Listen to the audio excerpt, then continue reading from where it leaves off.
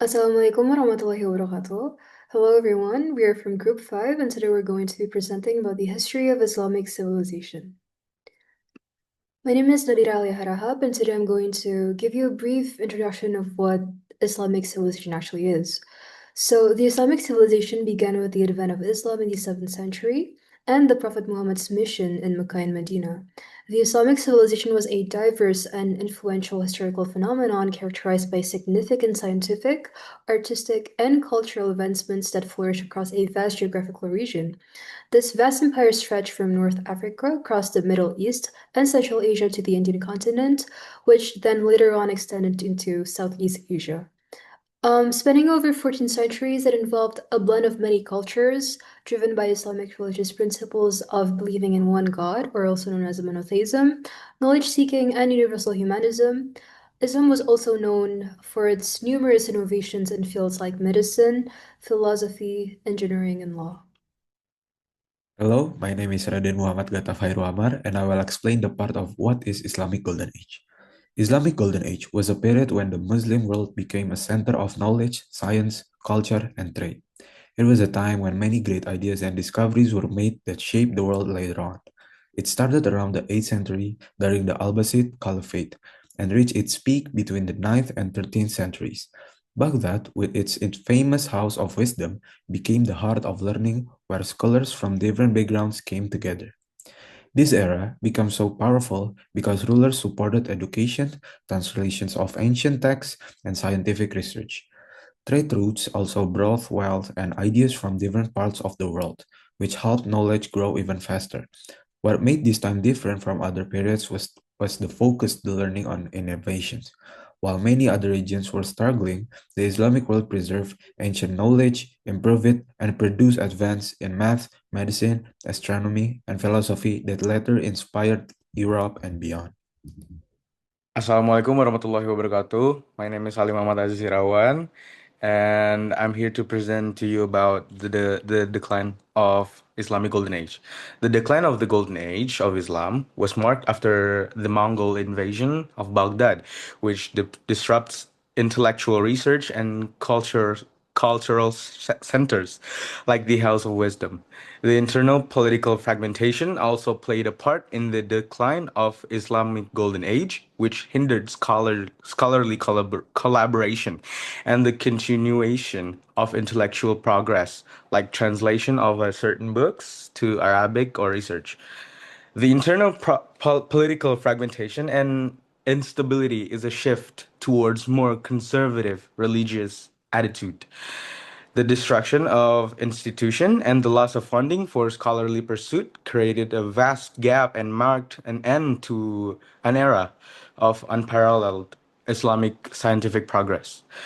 Other contributing factors includes the economy disruptions due to changing trade routes to India, which diminished the importance of Silk Road, which has been vital source of a wealth for the Islamic world, which also made impact towards funding available for scholarship and the cyclical rise and fall of empires. An end to Islamic Golden Era. The Islamic Golden Age transformed into a later period marked by internal fragmentation and external pressures, which led to a decline in intellectual and scientific activity. Key factors included political instability, the Mongol invasion of Baghdad, and the rise of conservative religious interpretation, and the impact of events like crusades leading to a decrease in innovation and a shift influence of Islamic thought. Intellectual activities did not vanish but rather transformed. It moved under new powers like Ottoman Empire, Safavid Persia, and Mughal India. These states supported arts, theology, and architecture, but their patronage leaned more towards law, architecture, and religion rather than science. Ironically, the Islamic world faced challenges. Europe is absorbing its knowledge. The translation works by Islamic scholars fueled the European Renaissance and an end to Islamic Golden Era. Assalamualaikum warahmatullahi wabarakatuh. All right, good afternoon, everyone. My name is Ahmad Maltafidayat, and I'm here to present about the legacy and modern influences of Islamic civilization.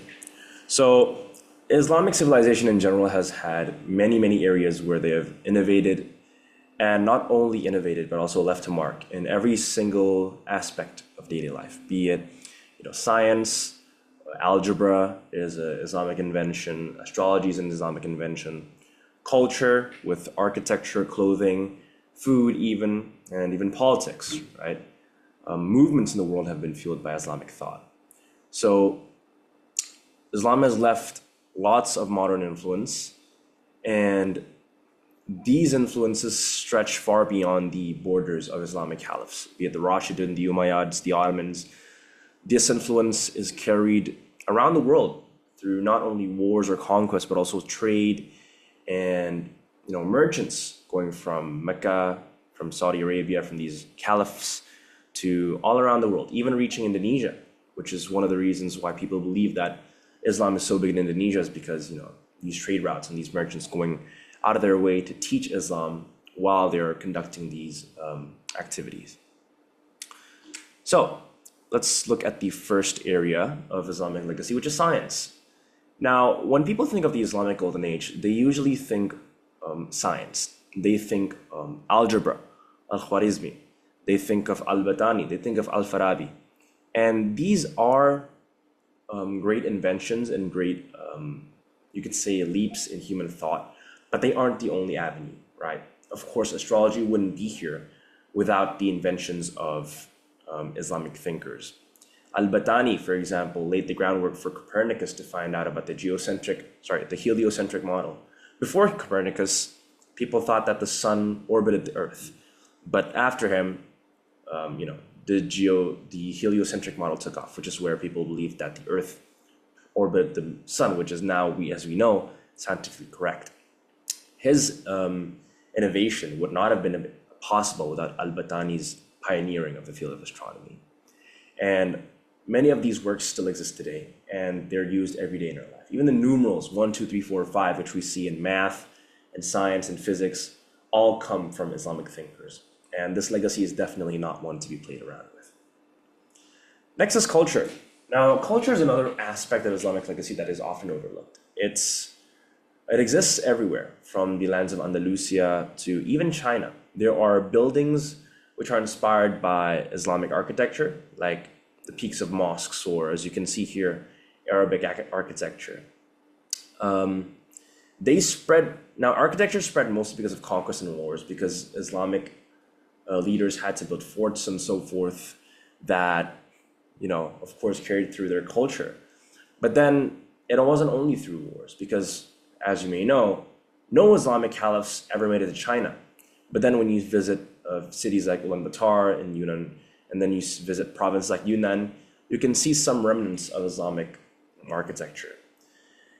And that is just it is just a testament to how far Islamic culture is spread.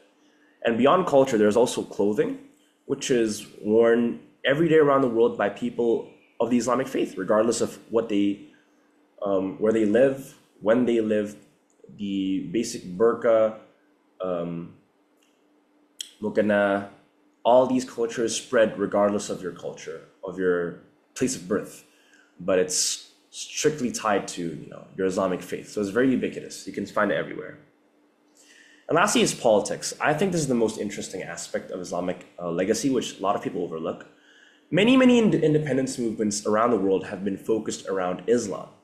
Like, even just seeing beyond that, laws have been created by Islamic thinkers. Philosophies have been created by Islamic thinkers. Al-Farabi, for example, was one of the greatest Neoplatonic Islamic thinkers of all time. And then what's funny is some people don't even realize the foundation of their country is built on Islamic civilization. Let's just take an example. Indonesia. The basis of Indonesia's independence movement was founded on Islamic thinkers. Be it from the Aceh War in 1894 or the movements created by our founding fathers, they're based on the spirit of Islam and fighting oppressors. But beyond our country, there's also Pakistan, Iran, all these countries which fought free against their oppressors. Pakistan, the British, Iran, the regime of the empire, and then Algeria, the French. All these independence movements or anti-colonialism movements were founded upon the belief that Islam and Muslims should be free and shouldn't be under any oppressive forces. That is all for my part of the presentation. Thank you. To sum everything up, the Islamic civilization has left a profound legacy, shaping law, science, philosophy, art, and culture across centuries. Its contributions not only influenced the Muslim world, but also enriched global knowledge and human progress. By studying its rise, achievements, and transformations, we gain a deeper understanding of how civilizations evolved and continue to inspire the future. That is all from Group 5. Thank you to everyone who paid attention. Wassalamualaikum warahmatullahi wabarakatuh.